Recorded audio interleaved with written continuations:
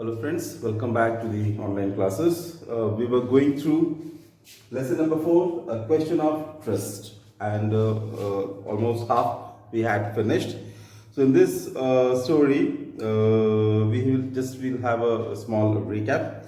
So in this story, Horace Dunby, who was a very good and honest citizen, but he had a bad habit of stealing once in a year because he was having the hobby of collecting rare and expensive books. He had his own library, so he used to steal from the rich people house. Okay, once in a year, the amount will be so much that he could live rest of the life easily, and he would buy this book also.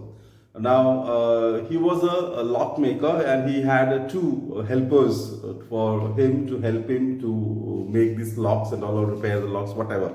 Right? Now, he used to find out the books which were coming, and he would steal a house, and rest of the month he would live happily.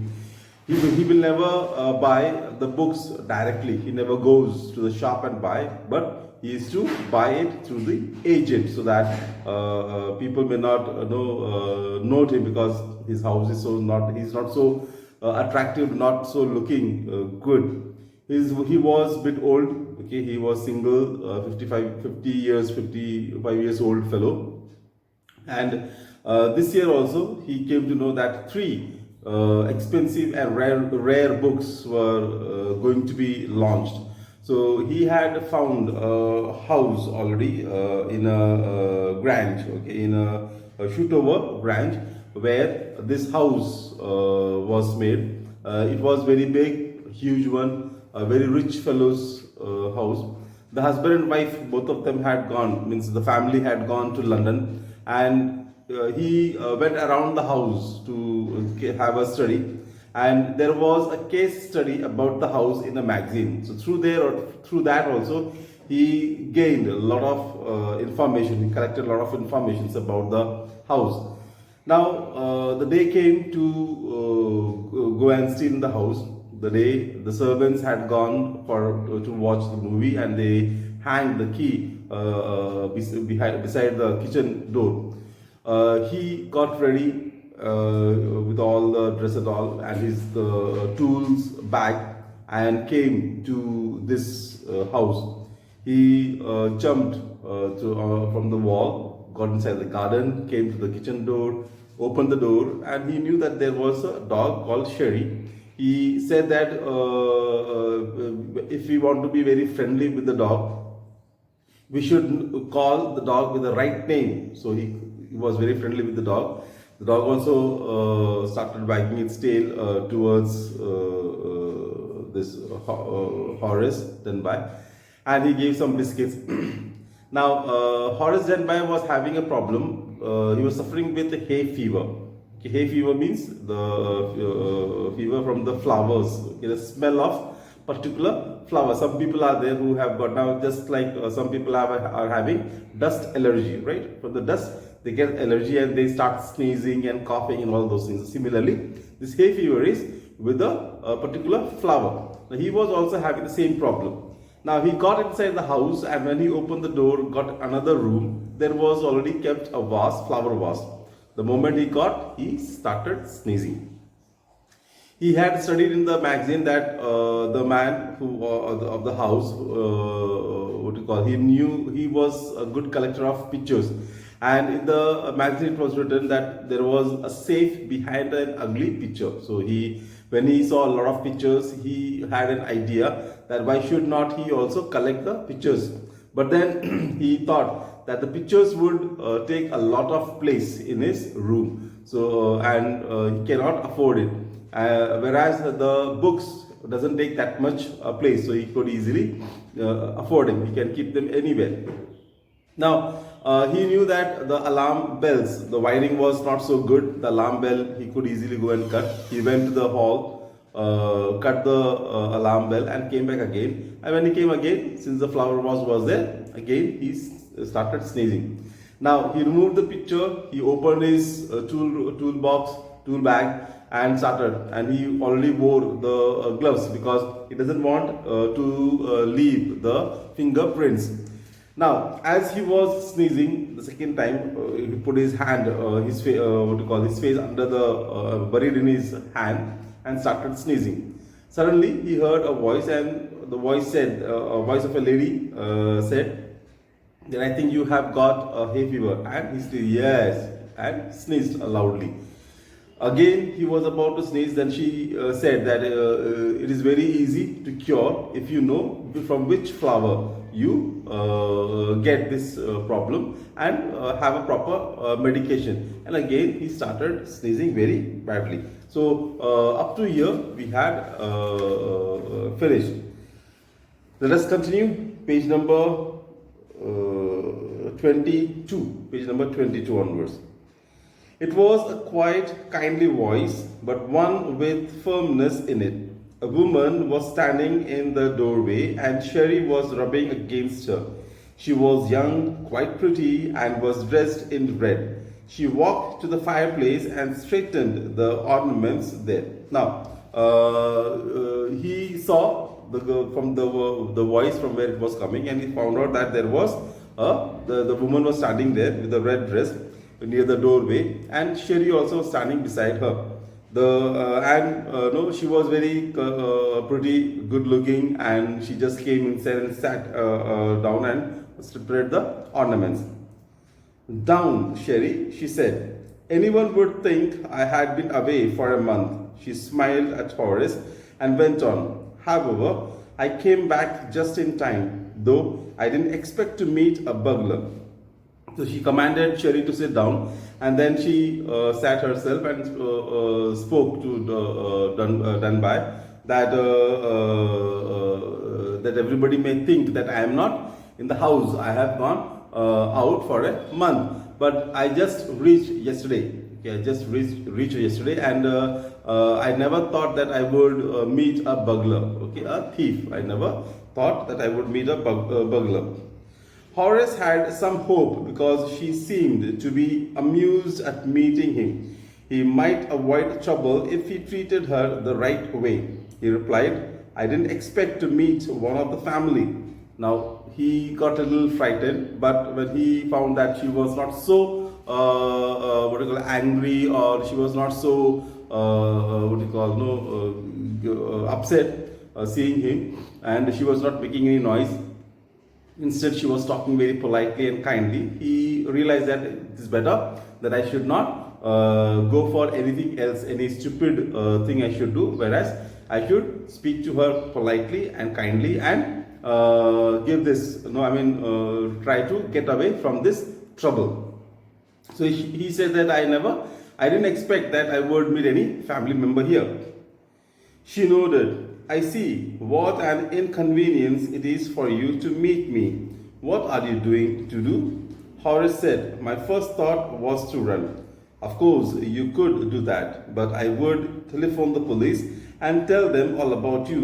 They would get you at once." So she responded that it is really an inconvenience. I had become trouble for you, right? Because you had come, you were expecting nobody. It would be in the house, and you would easily take away all the jewels and whatever jewels are there in the safe, right? But now I have come in between of you. Now, what would you do? Then he said that first I thought to run away from here. Then she said, "Of course, I knew that you would run away, but even if you run away, I would call the police and give all the description about you, and they would easily catch you."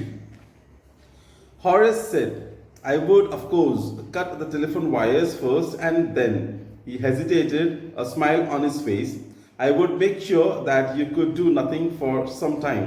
A few hours would be enough." She looked at him seriously. "You would hurt me?"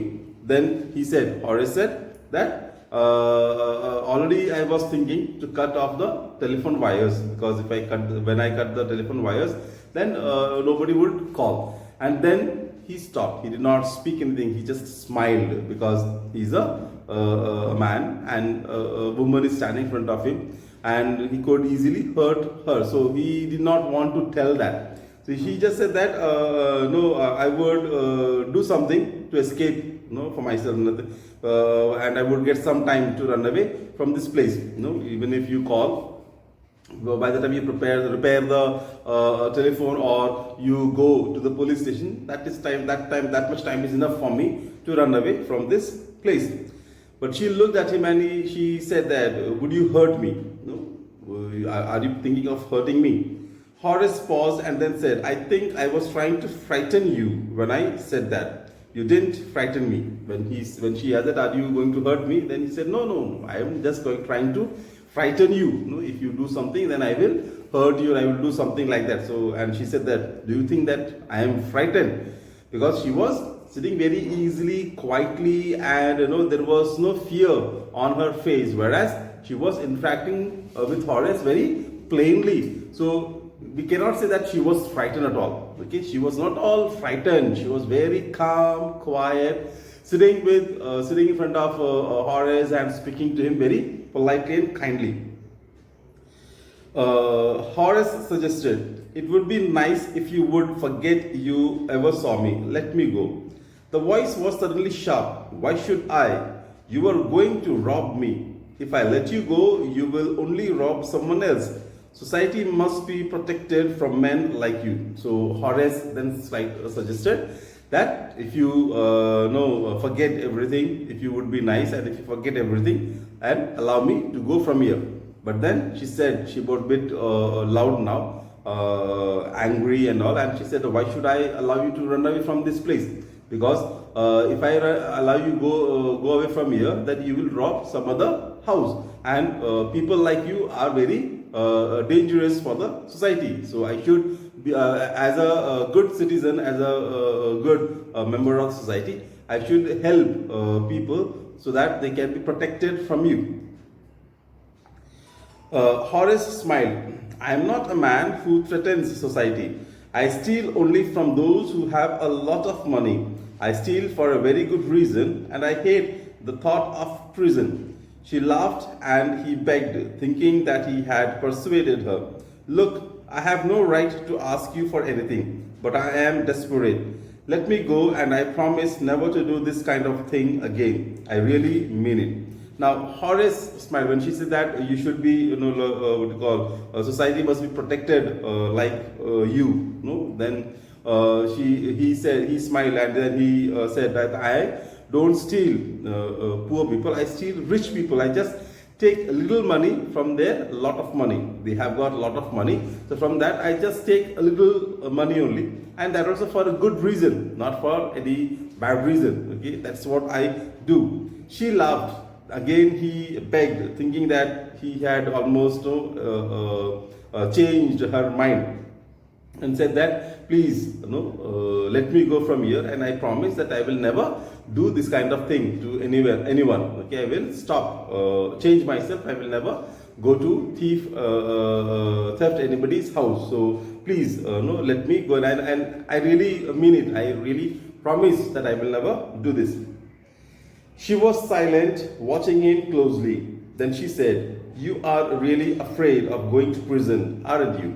Then she became very little more calm, quiet, and then quietly, very slowly she asked him that I think you are frightened of going to the prison. She came over to him, shaking her head. I have always liked the wrong kind of people. She picked up a silver box from the table and took a cigarette from it. Horace, eager to please her and seeing that she might help him, took off his gloves and gave her his cigarette lighter. So she just got up from her place and walked towards Horace. She took up her silver box, took out a cigarette from it, and Horace, to please her, to make her happy, removed his gloves and took out the lighter and lighted the cigarette. You will let me go. He held the lighter towards her. Yes, but only if you will do something for me. Anything you say. So when he was lighting the cigarette, he just said, I think now you will let me go. Then she said, okay, I will let you go, but you have to do something for me. And immediately said, okay, anything you say, I will do it for you. Before we left for London, I promised my husband to take my jewels to our bank, but I left them here in the safe. I want to wear them to a party tonight, so I came down to get them. But he just came to the point and said that I will not let you go, I will not put you to the prison, or I will not tell to the police, but you have to do something. And when he said yes, anything, then she said that before going to London, I had promised my husband that I will keep back all the jewels into the bank locker, but I forgot, and today I have to wear those jewels for a party, and then I will go give it back to the bank. But problem is this, she just stopped. Horace smiled. You have forgotten the numbers to open the safe, haven't you? Yes, replied the young lady. Just leave it to me and you will have them within an hour. But I will have to break your safe. Don't worry about that. My husband won't be here for a month and I will have the safe mended by that time. So before, when she did not complete, before completing her sentence, he smiled and said, oh, that you have forgotten the combination number of the safe. That is a problem, right? And she said, yes. Then don't worry. You just give me some time. I will open it for you. But a little, I have to break it, the safe. She said, no problem. My husband will be coming after a month, so I have got ample of time to repair it. I can repair it before he is coming. And within an hour, Horace had opened the safe, given her the jewels, and gone happily away. So he opened the safe within no time. Okay, 1 hour he just took to open the safe, took out the jewels and gave to the lady and ran away from the place. For 2 days he kept his promise to the kind young lady. On the morning of the third day, however, he thought of the books he wanted and he knew he would have to look for another safe. But he never got the chance to begin his plan. By noon, a policeman had arrested him for the jewel robbery at Shotover Grange. So, for 2 days, as he had promised to the lady that he will not go for theft or any other house. But on third day, he started feeling that the books were going to release and he had somehow had to have it. So, he was just thinking about, to plan to go in search of a house. By the time that afternoon, on the third day afternoon, policeman came and arrested him for robbing the jewels in the Shotover Grange. Now he was totally surprised. What? The theft I have not done, and I've been arrested. His fingerprints, for he has opened the safe without gloves, were all over the room, and no one believed him when he said that the wife of the owner of the house had asked him to open the safe for her. The wife herself, a grey-haired, sharp-tongued woman of 60, said that the story was nonsense. So his fingerprints, he removed the glove, right? You remember when he went to light the cigarette lighter, when he was using lighter, he had removed his gloves. So the fingerprints were all over the safe and around the table and all. And when he told the story about that, the owner of the wife herself told him to break it, then the real owner came, who was 60-year-old woman. So he was more surprised than who that woman was who had come to that house that afternoon. Horace is now the assistant librarian in the prison. He often thinks of the charming, clever young lady who was in the same profession as he was and who tricked him. He gets very angry when anyone tells about honor among thieves. So, however, he was in prison and he was made the assistant librarian. Since he loved to read the books, he was made the assistant librarian. Now he was always thinking that who this clever young pretty lady was, who was also a thief, and he became very polite towards her and even opened the safe for her and gave the jewels to her. See, that much honest he was, that much trust he was having on that woman. So the prisoners inside the prison started calling him honor, honor among thieves. That he was so trustworthy, that he was so respectable among the thieves, that he himself gave the gave the jewels. He stole the jewels and gave the jewels to another thief, and now he is in the prison. I think you might have understood the story. Question answers already I have uploaded. Kindly write them in your copy. Tomorrow I'll come with the next chapter, Footprint Without Feet, lesson 5, and this would be the last chapter of this book, Footprint Without Feet. Almost half-yearly portion we will be covering by this, and then we will start with the first slide. Till then, have a nice day. Thank you.